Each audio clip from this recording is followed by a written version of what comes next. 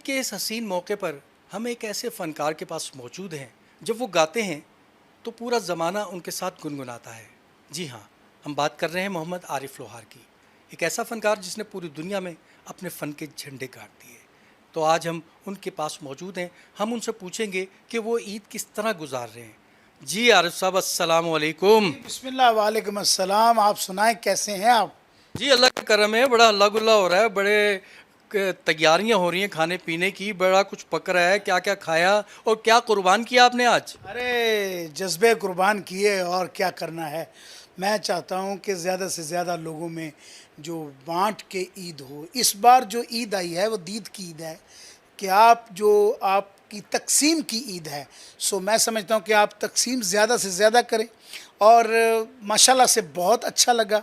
वो आज का त्यौहार हमें एक मिसाली त्यौहार मिला और मैंने मोस्टली लोगों को देखा, जितने भी लोग हैं वो सब लोग ना बांट रहे हैं, बहुत ज़्यादा बांट रहे हैं। तो ये चीज़ें जो हैं ये बड़ी अच्छी मैं समझता हूँ कि इस बार ईद थोड़ी चेंज आई। कि आज के दिन आपने कौन सी डिश जो थी वो पकाई? क्योंकि मुझे पता है आप अपने हाथ से ज़्यादा पकाते हैं, ये बताइएगा। आज हमने ग्रेवी वाला जो एक कोरमा होता है जो वो बनाया है। तो माशाल्लाह से पुलाव भी बनाया है बड़ा अच्छा। वो बीफ पुलाव बनाया बड़ा अच्छा। देखिए, पुलाव की तो अपनी शान है ना, वो पुलाव नहीं रहे, अब तो बिरयानी आ गई है। अब तो लेटेस्ट पता नहीं कितनी बिरयानी आ गई है, लेकिन पुलाव की कोई कीमत नहीं है, इसका कोई रचाव नहीं हो सकता। पुलाव जो होता है वो बातों में भी अच्छा लगता है और खाने में भी अच्छा लगता आपके कहने का मकसद है ख्याली पुलाव। है। लेकिन यहाँ पर जनाब ख्याली पुलाव नहीं है, ओरिजिनल पुलाव यहाँ पे मौजूद है। ये देखें किस कदर खूबसूरत खुशबू आ रही है। सुभान अल्लाह, सुभान अल्लाह। ऐसे चावल, ऐसे पुलाव अब कहाँ मिलते हैं ना। आपको मिले पड़े हैं भाई। अच्छा, अच्छा देखें, ना वो पुलाव मिलते हैं ना वो लोग मिलते हैं। लो जी, अभी से ख़त्म करेंगे। बताएं कि ईद के इस मौके पर जहाँ पर बहुत सारी चेंजिंग आ चुकी है, आपने ईद किस तरह सेलिब्रेट की? कब लाए, कौन सा आप जानवर लेकर आए और किस तरह उसे ज़िबा किया? बच्चों के साथ उसकी यकीनन कोई दिलचस्पी होगी, तो बताएं क्या किया आपने? मैंने कुछ नहीं किया मेरे बड़े बेटे अली लोहार ने सारी शॉपिंग की है।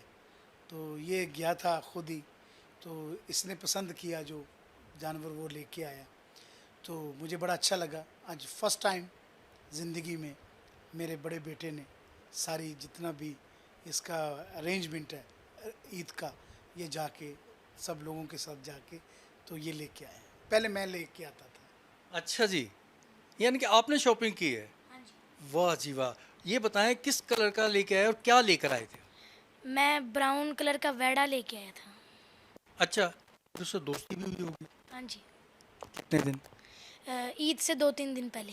और फिर कुर्बानी के वक्त?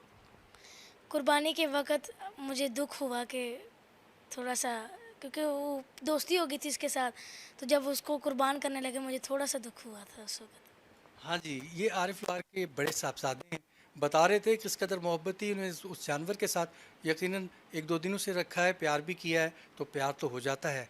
और अब उनके आरिफ लोहार के छोटे साहबजादे जो इस वक्त पूरी दुनिया में बड़ा नाम पैदा कर चुके हैं, हमारे पास मौजूद हैं। हम इनसे पूछेंगे कि जनाब आप ये बताएं। अरे वाह, देखिए इनका नाम जो है ना अपने दादा पर है, मोहम्मद आलम लोहार पे इनका नाम भी आलम लोहार है, अरशद आलम लोहार। जी आलम लोहार साहब, बताइएगा कि आप क्या लेकर आए थे? हम वेड़ा लेके आए थे। अच्छा, किस किस्म का था, कौन से रंग का था? ब्राउन। ब्राउन था। फिर?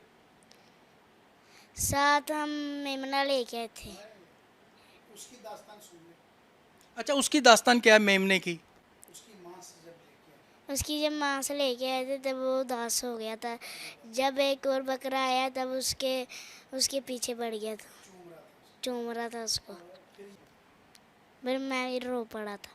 कि अपनी माँ से जुदा। हाँ जी। यानी कि उसकी जुदाई जो थी आपसे बर्दाश्त नहीं हुई। नहीं, तो फिर ये बताएं, जब आपने वेड़ा ज़िबा किया तो फिर आपको दुख हुआ?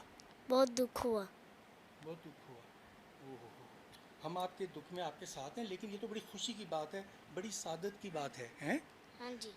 आरिफ भाई, मुझे एक बात बताएं कि मोहम्मद आलम लोहार के ज़माने में, यानी कि आपके वालिद साहब के ज़माने में जो आप ईद मनाया करते थे, उस ईद में और आज की इस ईद में क्या फ़र्क है? ईद हमेशा मैं समझता हूँ कि ये मेरे मालिक का करम है कि दीद के साथ होती है। उस ज़माने में दीद बहुत ज़्यादा थी, ईद से ज़्यादा दीद थी लोगों में। और आप यकीन जानिए, जब बड़ी ईद करीब आती थी तो कई लोग अपने वेड़े जो ट्रकों पे लोड करवा के मेरे अब्बा को गिफ्ट देते थे कि हमारी तरफ से ये आलम साहब आपको आपके लिए रखा हुआ है ये जानवर, तो इसको कीजिएगा। और साथ दूसरा ये बात है कि बकरे काफ़ी इकट्ठे हो जाते थे, हवेली थी बहुत बड़ी, तो उसमें हम लोग सेलिब्रेट करते थे, सारे बहन भाई वहाँ पे इकट्ठे थे। तो उस ज़माने में एक वाक़या भी हुआ था। वो वाक़या कुछ ऐसे था कि एक बकरा आपको लेके भाग गया। बड़ी ख़बर थी उस ज़माने में। हुआ क्या था असल में? ये क्या सच है? मैं अपने आमर जितना था, ये मेरा आमर जो है बिल्कुल इसकी एज का था, तो मेरे वो सबसे जो अथरा जिसे कहते हैं डाडा, वो एक पेडू था, तो वो भी बंधा हुआ था, उसको कोई लेके नहीं जा रहा था।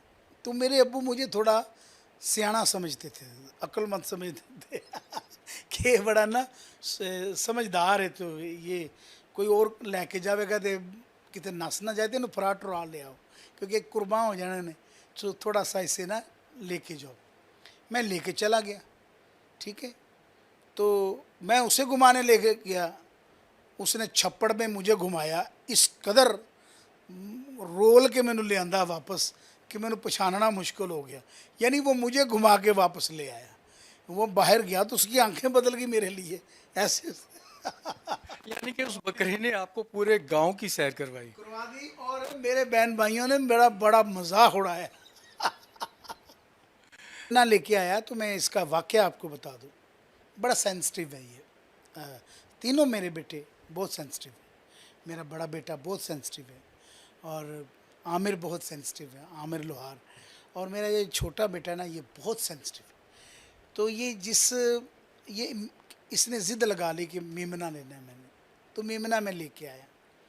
मैंने नहीं, अली लेके आया।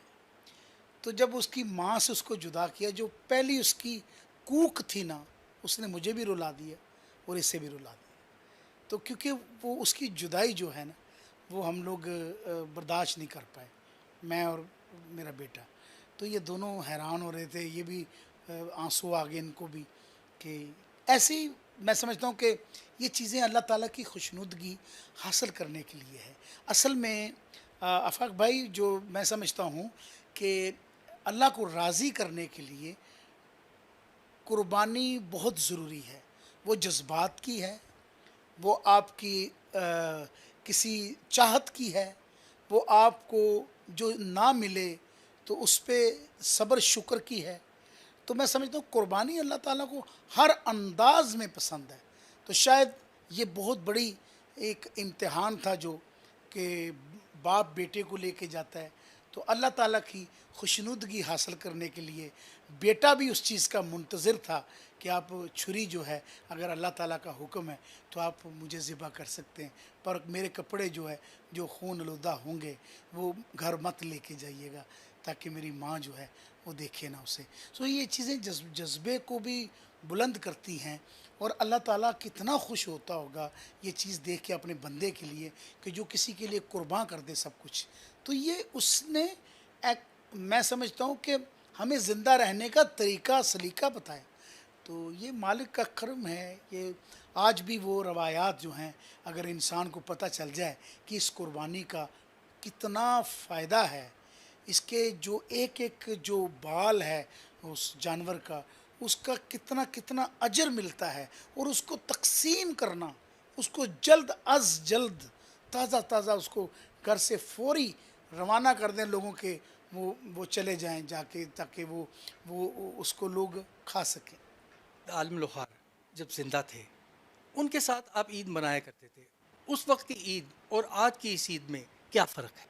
बहुत फ़र्क है, क्योंकि भाई भाइयों दे दर्दी हुंदे, भाई भाइयों दे दर्दी हुंदे, ते भाई भाइयों दियां बावां, प्यू सिरे दा ताज मुहम्मद, मावां ठंडियां छावां।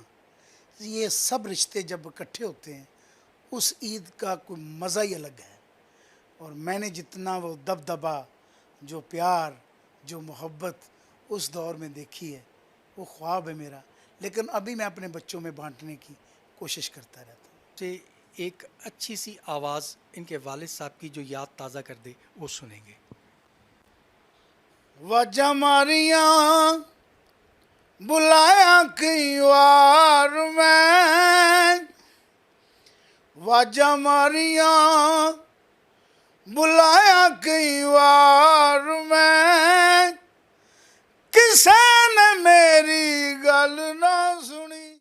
जी, आप सुन रहे थे मोहम्मद आरिफ लोहार की खूबसूरत और चटपटी बातें। यकीनन आप लुत्फ़अंदोज़ हो रहे होंगे, लेकिन एक बात याद रखें कि जानवरों की कुर्बानी के साथ साथ आपको अना, गरूर और तकब्बुर की भी कुर्बानी देना होगी ताकि मुआशरा अमन का गहवारा बन सके।